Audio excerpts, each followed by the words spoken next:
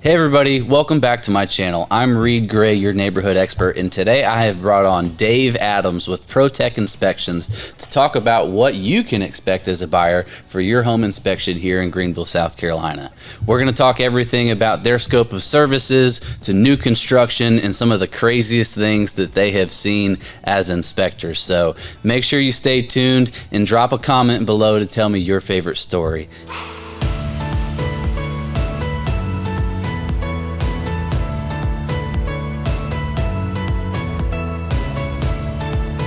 Hey everybody, welcome back to my YouTube channel. I'm excited to bring you this video today. So I'm here with Dave Adams from ProTech Inspections. And Dave, the mic is hot, but the conversation is about to be too. So thank you for joining me today.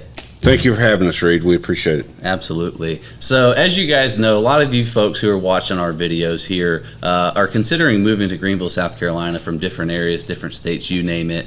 And what I want to talk to you guys about today is about your home inspection, which obviously is a very important piece of your real estate transaction. And I've brought you Dave. There's no better in the upstate. So Dave, kind of what I want to talk about today is what to expect from your home inspection. Okay. So, I would say probably the number one thing that we hear from real estate agents such as yourself is people being overwhelmed by the report. And that report is really nothing more than a tool. Mm-hmm. It's something that your client should use to determine what their tolerance levels are. There's no perfect home. There's not going to be a perfect home. Sure. There's no perfect home inspector. There's no perfect real estate agent, no perfect lender. So if you have a home you're inspecting, say for an electrician, the electrical issues in that report probably really aren't going to bother that person as much as they would someone else, because more than likely they're not going to trust someone else to fix it anyway. They're going to want to do it themselves. So just understanding that when you get the home inspection report, there's going to be tons of information in there. One of the things we do as well, we'll put probably 3 to 5 really small things that are in the report, not because they need to be in there, but it's to regain buyers' confidence down the road. Mm-hmm. And what I mean by that is you're going to see the major stuff: electrical, structural, plumbing, roofing. We even do appliances, which isn't required. We do it as a courtesy. But you're going to see a lot of small things because we're in that house for a few hours. Mm-hmm. Once you move in, you're there all the time. Sure. So trying to have some forethought, when you start seeing these small things, most of these buyers go back to the report. Mm-hmm. And if these small things are there, it keeps them from going, well, they didn't see that. You mean you didn't see the nick in the baseboard in the corner? And that's exactly the kind of things I'm talking about. Yeah. They won't all be in there, but there's enough in there that when the buyer moves in and sees those small things and they go back to that report, they can go, well, golly, they did pay attention. Absolutely. And that keeps from letting a bunch of small things become big things, because you want to address the big things during the due diligence period, right? Absolutely. So I think kind of what Dave is saying there, and it's definitely a message that I try and communicate to the people that I work with, is when you and I go, we see the home, we're going to be excited. We're going to see all the bright and shiny things. What I'm looking for is, hey, are there any red flags that I'm seeing in this property? Is there kind of something that's popping out to me where I'm like, this is going to be fun for us to handle in due diligence? And I'm gonna say that to you now. I'm not the home inspector. Dave and ProTech are. However, that's something that I want you to be aware of. And obviously, as he mentioned, once you live in that home, you're going to start to notice, because you're spending, nights there, weeks there, months there, years there, and they're just there for, probably 2 or 3 hours. So that is an excellent point. I appreciate you bringing that up. One of the reasons that I appreciate using you guys is you guys have a lot of integrity, man. Well, we try. We were talking before we started, or I was talking with Nathan, and 8 years ago, I never imagined this would be what it is. Mm-hmm. And we started in 2016, and now we're at 16 inspectors. We're talking to number 17 and 18. We have our own pest control company now that's already up to 5 people, and we started the first of the year. We've been incredibly blessed. And I say that because I've never cared about the money. Mm-hmm. If someone's buying a $100,000 house or $1 million house, they deserve to be treated with the same respect. Absolutely. They are making an investment that impacts the financial future of their family. Mm-hmm.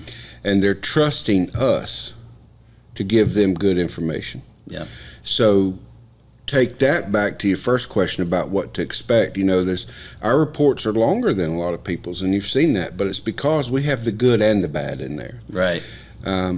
We have probably 250 pictures in there to document what it is we looked at and what it is we saw at that time.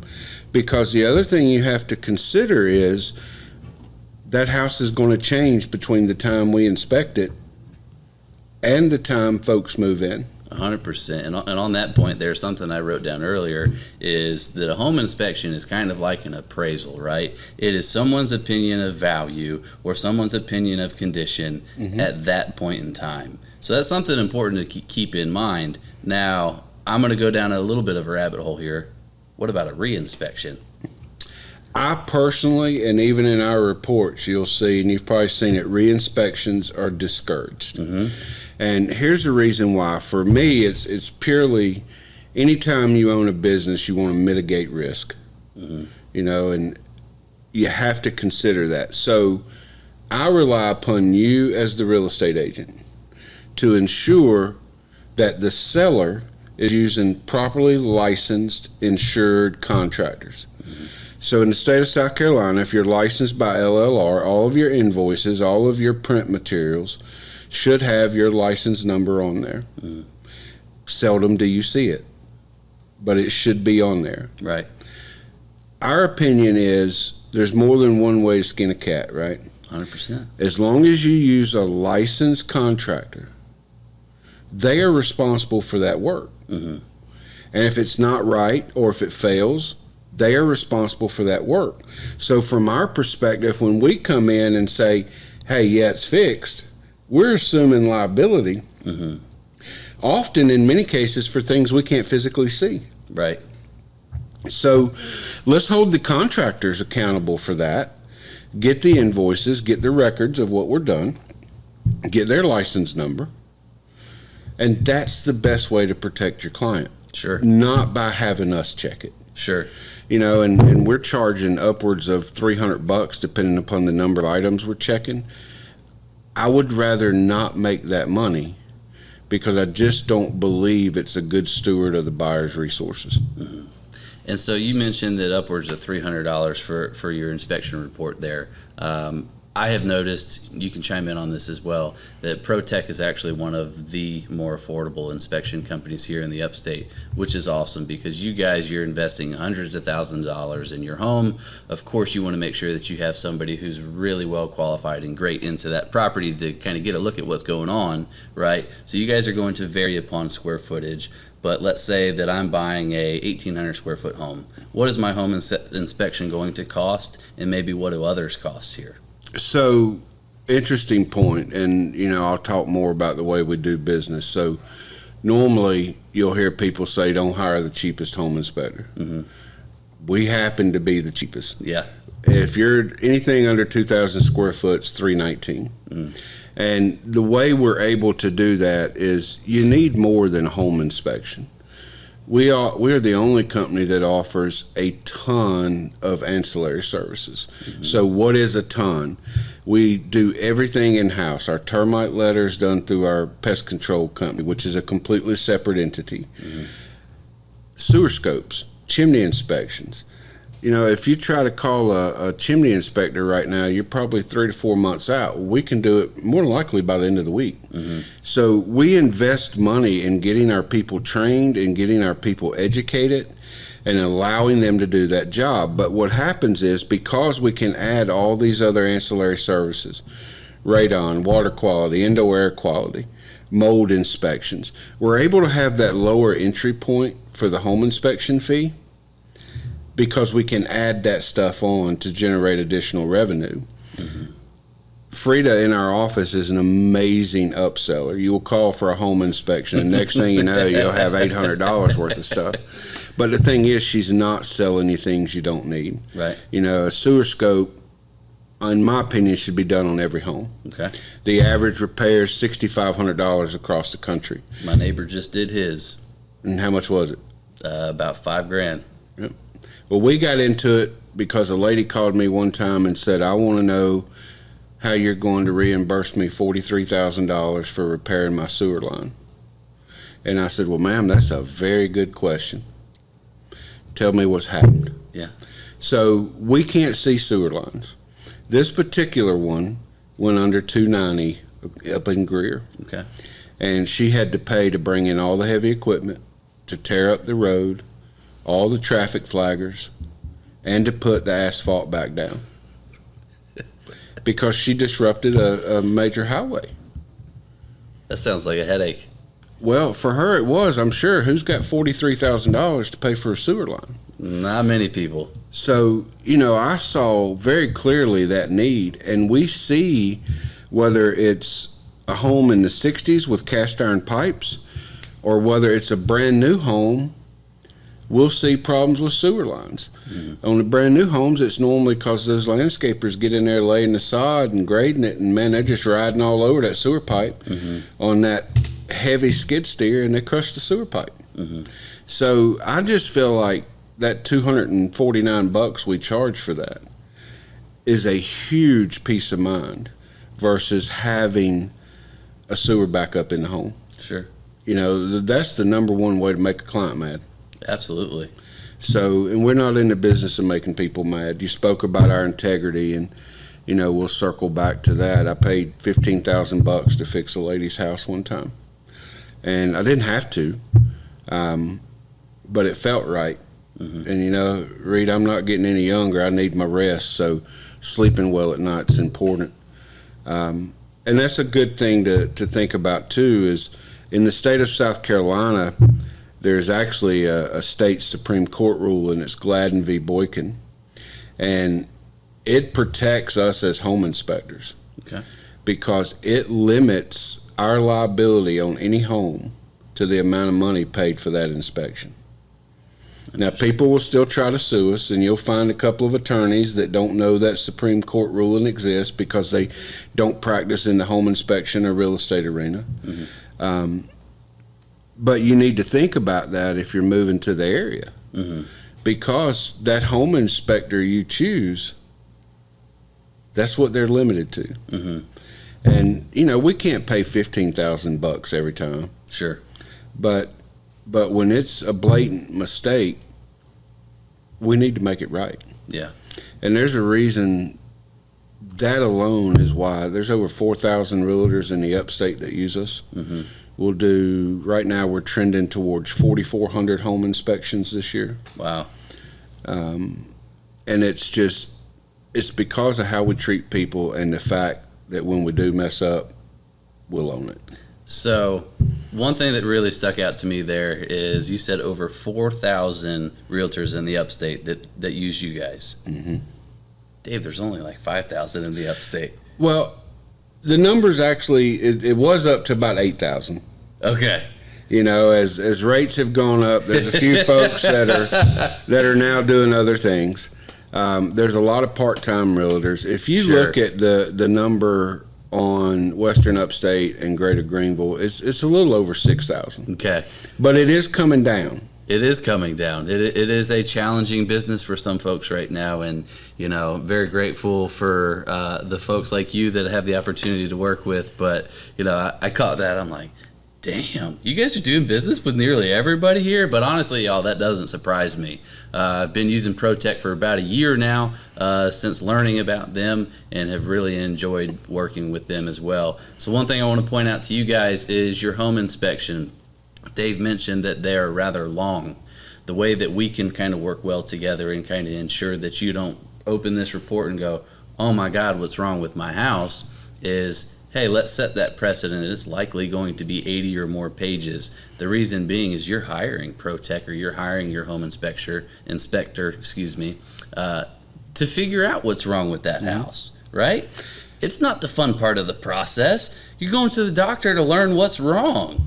And that's a great analogy. So one of the questions we get asked a lot is, well, why did I hire you? You're telling me to call an HVAC guy or an electrician or something like that. So it goes back to, there's a lot of things we can't see. Mm-hmm.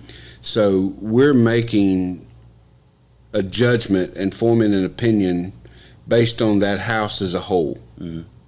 And what we see in the bedroom versus the bathroom versus the attic versus the crawl space, all of that is the building envelope, or the home is a living, breathing component. So it's very much like if you go to the family doctor and you're having a heart attack. Mm-hmm. I can assure you, you do not want that family doctor to treat your heart. Right. So he'll refer you to a cardiologist. That's just like us referring you to a plumber. Mm-hmm. Once they get in there and do their things, a trades professional, mm-hmm. that's when you find out the complete scope of what's going on. Mm-hmm. And another complaint we get a lot is when they go in and they tear stuff up, contractors will say, well, your home inspector should have found that. Mm-hmm. And my response to contractors is, really? Because you didn't find it till you pulled the floor up, or you didn't find it till you pulled the drywall out. Mm-hmm. So, it's the case of people wanting to be a hero and save somebody. Sure. So what we did there is we've gone out and created our own contractor list. Yeah. Of people that we trust and we refer to. In fact, one of them's doing some personal work for me this morning. One of them did some personal work for me last week. These are our partners that we trust, that know and understand what a home inspection is. Mm-hmm. And they have earned the right to not only be our partners, but be our friends. Mm-hmm. And they tell clients like it is. Yeah. You don't need to hear what could be. You need to hear what's going on. Mm-hmm. And Reed, I don't know if you know this, but we use a clinical psychologist that reviews 10 reports every quarter. Really? And they look at our language that we use so that we write at an 8th grade level. Mm-hmm. In a way that does not alarm clients. Sure. Because we want to provoke thought. We don't want to scare. Mm-hmm.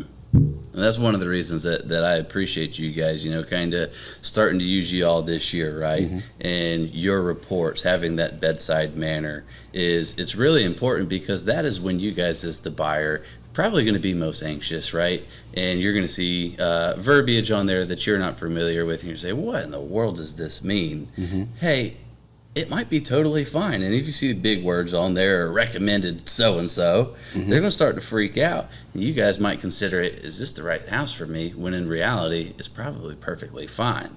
It's probably something small. Mm-hmm. 9 times out of 10, it's small. It's like a structural engineer. We do everything we can not to put that in a report. Because that'll scare the mess out of people. Yeah, and we call it a foundation contractor. Yeah. It's just simple verbiage, things like that. But then the other thing too, and I think this is something that you as their representative, mm-hmm.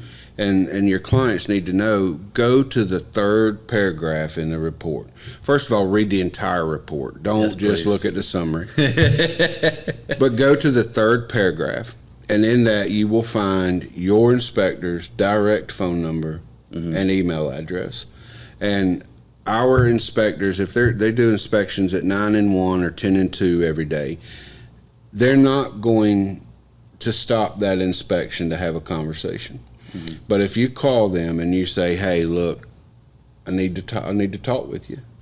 You and the inspector and the client can hop on a 3-way call. Mm-hmm. You can do a Zoom. They will make time to answer those questions. I had a pre-drywall inspection last Friday, and didn't mean to cut you off there, sorry.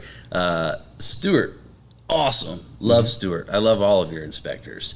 We finish up, clients from out of state found me here on YouTube, and she had a couple questions. Stuart said, hey, numbers on the report, give me a shout if you need anything. Mm-hmm. And it's really appreciated. I mean, I think that's awesome that you guys do that. And everybody's very professional. I'm going to give a special shout out right now to one of your guys, though, Wilson. Wilson is the man. So when you guys are looking for a home inspection, right, Pro Tech, but if Wilson's available, that's my guy. Wilson, so last Thanksgiving, we had a thing in the office where we brought everybody together and we broke bread together. Mm-hmm. We're at 21 people now total, and there are 21 distinct personalities. Wilson is honestly the hardest for me to relate to. Sure, I can see that. But I watched all 21 people, and they brought their spouses and their kids, and to see how that team acts as a body. Mm-hmm. Dude, it was a beautiful thing. It genuinely touched me. Yeah. Because everybody is so different, but they come together as one and make what we have special. Mm-hmm. Wilson, he will ask you 100 questions a day. So we have 2 different teams of inspectors led by inspector managers. And we just went to a second one. And we actually swapped Wilson away from his former inspector manager because he's wearing him out. Yeah. He's asking questions. But he's asking questions for the right reasons. Yeah. He's learning. He's wanting to do the right thing. And he is as dry as they come. I hear so much from clients and real estate agents that he just tells it like it is. 100%. But in a way that doesn't scare people. It's just very matter of fact. Every time. And, that's his personality. Yeah. So one of the other things that I've been doing this year is taking a day to spend with each person individually. Okay. And I have really struggled to figure out what to do with Wilson. You guys gonna go ride go-karts or something? Well, apparently he likes the swamp rabbits, and hockey season's over, so we may bump Wilson out into the fall. Yeah. But, I've often thought, why do I have the trouble relating to him the way I do? Mm-hmm. Because he is an amazing inspector. Yeah. And I think it just goes to just like with your clients, you got to meet people where they are. Mm-hmm. And Wilson has been a great experience for me in learning to accept him where he's at, Mm-hmm. and finding different ways to appreciate different people. Mm-hmm.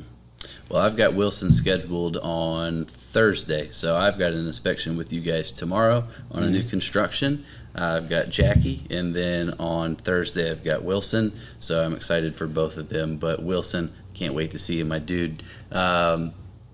Speaking of new construction, I was hoping we'd go there. oh man, this is the good stuff. So if we've lost you, reel it back. We've only got a couple things left to talk about. Hang in there because it's good stuff. New construction. All right, I'm going to cut you off this time. Good, because I was going to leave that open-ended. So new construction, if you're relocating from another area, especially the Northeast, you're going to find a significant difference in the type of construction in South Carolina. You don't have snow loads. You don't have, abnormally cold winters. And I say it that way because, here in the South, if it snows, everybody freaks out. So That's right. If you're coming from the Northeast and it snows, best of luck to you. It's built to International Residential Code, and your new construction builders are only going to build to code. So code is the bare minimum standard, right? And home inspectors will tell you all day long they don't know code. We don't inspect the code. We don't inspect the code. And I disagree with that. If you don't know what code is, how do you know it's wrong? Mm-hmm. If you don't know what's right, how do you know what's wrong? Well, Right. code is what's right. Mm-hmm. But our report is going to go beyond code to best practices. Things like leaders on the gutters to get water away from the slab foundations. Mm-hmm. Builders not going to do that. They're going to tell you no, Mm-hmm. because it's not code. In fact, you don't even have to have gutters on a house here. And that trips up a lot of people coming from other areas. Depending on the builder you're working with, you may have gutters, you may not. Most of them do, but some neighborhoods at lower price points do not, and that's one of the ways they're able to achieve that lower price point.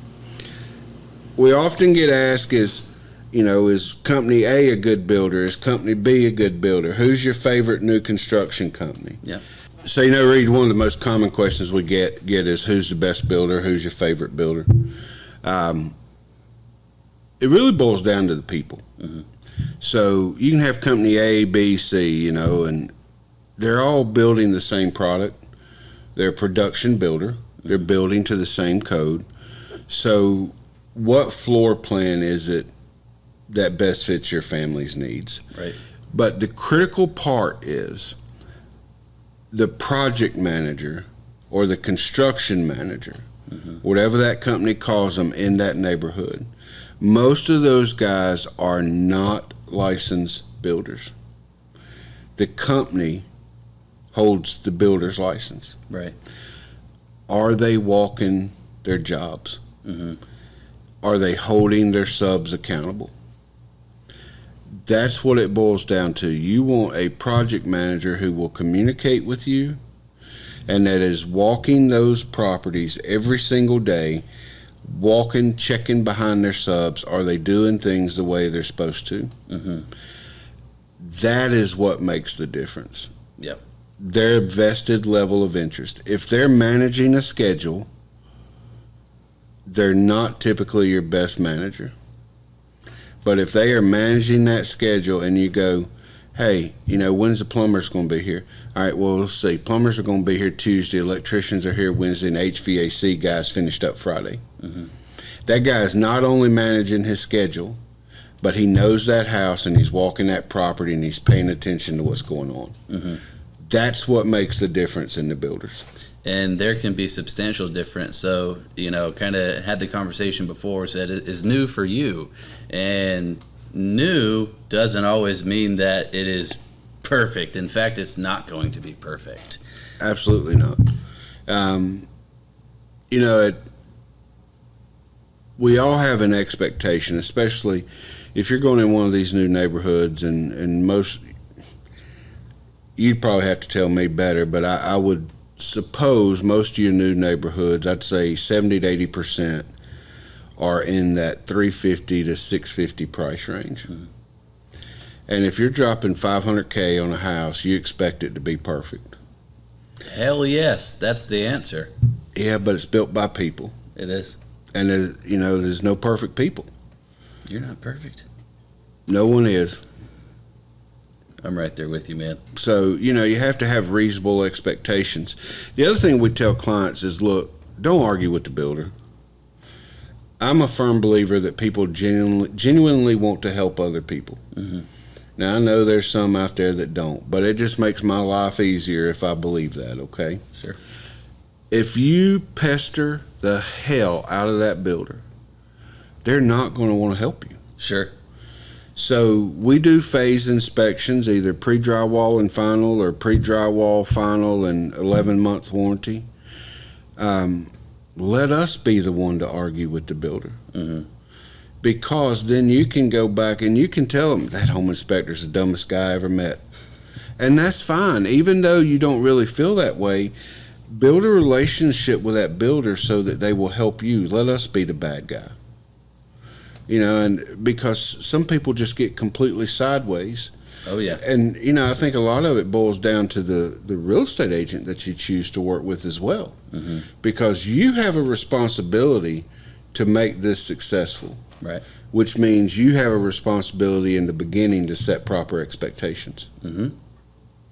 And that's you investing in the process and investing in the client. Mm-hmm. Absolutely. So the most recent was probably one of our termite inspectors found a casket under a home. I'm glad to say they didn't open it to see if it was occupied. Okay. The interior was not inspected. Good. I remember a house over in, and this was probably 7 years ago, over in West Greenville, that the folks had decided the mill house they were in just wasn't big enough for them. Okay. So they decided to go in the attic and start cutting out trusses and creating bedrooms. Oh, no.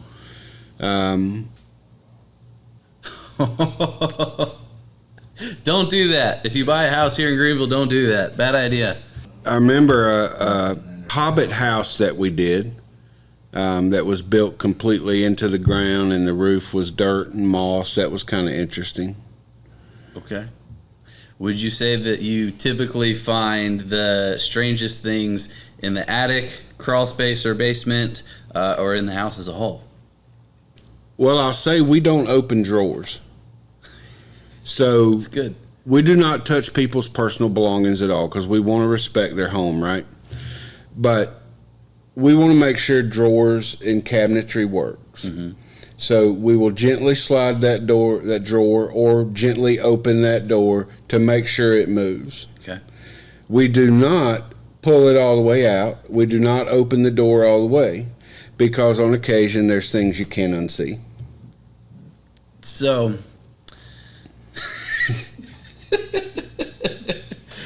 I walk into a home one time, and I was showing someone else's client. That agent couldn't make it. I was in the area. I opened the door. Mm-hmm. This woman brings her adult son, and I'm hanging out at the front door. It was the listing agent's very first deal. And we open the door, alarm goes off. I call her. I'm like, hey, what's the code? She's like, I have no idea. I'm sorry. So this just going off the whole time. Mm-hmm. Lady walks into the bathroom. I'm at the front door just hanging out. And she starts laughing. And I can hear her laughing over this security system. Mm-hmm. And I said, hey, what's going on? You guys good back there? Well, Dave, what she found in the shower, she did not have to open a door for, was the world's biggest That's some of the things you can't unsee. So you mentioned Jackie earlier, and I thought of this one while you were talking. So this may be 2 years ago. Jackie calls me and says, I don't know, I'm not really comfortable, but I'm okay. And I said, all right, what's going on? She says, the house is full of people. They're either all drunk or high, and they're all naked. Where was this? Southern part of the upstate. Okay. I'm about an hour away. I said, look, I'm going to head that way. I said, or just call and tell them you're not going to do it. And she's like, well, no, I'm almost done. And I'm thinking, well, first of all, why in the hell did you inspect this house with all these drunk, naked people laid around? Yeah. But I have to say I was completely impressed. She took all of our required photos. Oh, no. And not once did she capture a naked body. Okay, I thought we were So she was very judicious in the use of her camera. Well done. But yeah, I mean, that's kind of strange. Yeah. And I'm pretty sure Jackie's the only one of our folks that would have just continued on like nothing was happening. Yeah, I can see that. So real estate is interesting in the fact that, when you go into someone's home, you're going to kind of get a glimpse into their life. And when you get a glimpse into somebody's life, they may not live the same way that Dave lives or Blake back there lives or that I live. And sometimes you see some wild things. I thought of another one too, and include whatever you want to include, but it was a house in Piedmont. And I slid back the shower curtain, and there was a snake in there. No, I'm out. That was huge. I'm talking like National Geographic size viper head. And I'm like, holy crap. So I slung that curtain back, and I got out of there and closed the door to the bathroom. And I called the buyer's agent, and I said, look, I can't inspect this bathroom, and if you want to be honest, I don't even want to be in this house. Yeah. I said, there is a huge rattlesnake, copperhead, something, I don't know what. The only time I've ever seen anything like it's on TV. So they called the listing agent. About 20 minutes later, this wiry little 80-year-old man, I mean, he couldn't have been 110 pounds soaking wet. He's in his white T-shirt and his overalls, and he comes up and he says, I hear you got your snake in there. I said, yes, sir, a begging. He said, I'll be right out with it. So I stayed outside. It was about 2 minutes. No. And this old man come out with this 7-foot long rattlesnake. No, thank you. And the head was bigger than my fist. I figured, if you want to be honest, I figured it's going to end up being like a little 18-inch snake. It's just my eyes saw a big one. Yeah. He come out with it in his hand, behind the head. He said, I'm just going to walk it down here and throw it in the woods, but you're good to go. Had you already been in the crawl space at that point? That house did not have a crawl space, but Thank I would goodness. not have went. There's no way. But Sorry. this was a huge snake, and I figured I was going to get made fun of for embellishing how big it was. No, but it was every bit of that size. Do you have a picture of it? No. No? Golly, that'd have been great for the channel. I'd rather had a picture of the little old man than the snake, because he was a badass. Fair enough. I love that. Is there any other crazy thing that you've seen in an inspection? There's been one that I have seen, and we talked about code earlier. Mm-hmm. There is no way this was up to code. So we're probably 10 minutes away from downtown Greenville. And these clients are really great friends of mine now. It had a huge outbuilding. Mm-hmm. 3 garage door roll up, and the husband, he said, hey, I'd like to see this one because I like what they got going on out there. Okay. Mm-hmm. Well, it was starting to get dark out, and the house was not that special. We go outside, we check it out, and we couldn't figure out how to get in. How the hell do we get in this place? Find a side door, open it, and you see this big kind of metal garage that you think would open right up into something just straight in plain sight. Mm-hmm. Open the door, curtain. That's weird. I don't really want to go in there. And the husband's like, come on, man, let's go. And I'm like, fun, thanks, dude. You first. Yeah, exactly. So we go in, and it's probably, this hallway is the length of this table. To the right of this in the hallway, there were steps made out of pallet wood that were maybe 16, 18 inches wide. So that's definitely up to code, right? And you go in, we ended up going up that last. The ceilings were maybe 5 foot, and they had a living room, they had a kitchen, they had the world's worst bathroom. And we're like, where in the world is the rest of this garage? You could tell that people were living in there. So we go upstairs and up these little tiny narrow stairs. And there was like, that you see in bedrooms sometimes, like a kid's room, they've got the glow-in-the-dark stars. Mm-hmm. Had those on the ceiling. You had 2 more bedrooms up there. And I'm like, I don't know. There were no lights. We could not find the lights. I'm like, who's going to jump out at us? Who's going to kill us? Then you start thinking, what in the world is this place used for?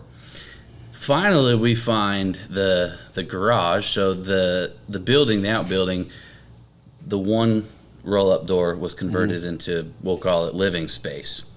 And then you have your gigantic garage. The wife, she sees a radio, she plugs it in and starts playing Margaritaville. And I was like, I've seen enough CSI that, this would be a great place for an episode.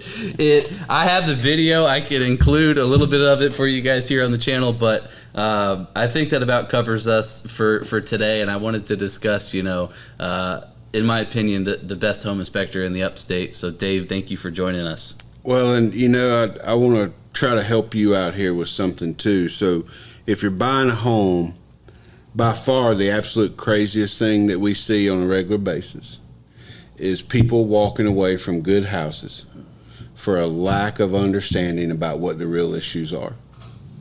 And you will see people, and we see it routinely, they'll walk away from a house.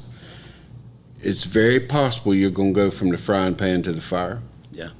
So something that's trivial that can be fixed, because we've never found a single thing that can't be fixed. Mm-hmm. Be careful making rash judgments. Buying a home is very, very emotional, but try to think of it as a business transaction. Mm-hmm. Don't walk away from a really good house that checks off all your boxes and is good for your family over a rash decision and something that is easily repaired. Yeah. That's awesome. What he said put it in gold. That's awesome. Guys, I really appreciate you. I think that was a great conversation. I hope that you enjoyed it. As always, if you are interested in learning more about the upstate of South Carolina and relocating here, I can't wait to have a conversation with you. My contact information is on the screen or it's in the description below. And if you're interested in finding out what area of Greenville might be best for you and your family, make sure you take the quiz in the description to figure out what part of Greenville may be best for you. Thanks for tuning in, and we'll see you next week. Awesome, man. Thank you, sir. I appreciate you. So sometimes in real estate, you see some interesting things, and you're probably wondering where in the world I am right now. Got my clients behind me. What's up? And we are in a 3-car detached barn garage. I don't know, call it what you want. You can see the ceiling's not very tall here. And when we walked in, all of the lights were off. I'm like, man, this would be a great place for someone to be squatting or whatever, and using the word squatting intentionally there because you have to do that upstairs. You literally do. It's like a compound. Had a very friendly door here. And the craftsman and car person's dream turns into this. And maybe what we just came from was your least favorite in-laws suite. I'll show you, got these huge garage doors here. But wait, there's more. Oh my God, can I turn this around? No, I can't turn it around. Look at this. This is so strange. The whole kitchen. We've got the kitchen, again, probably for short people. Betting that all of this is up to code.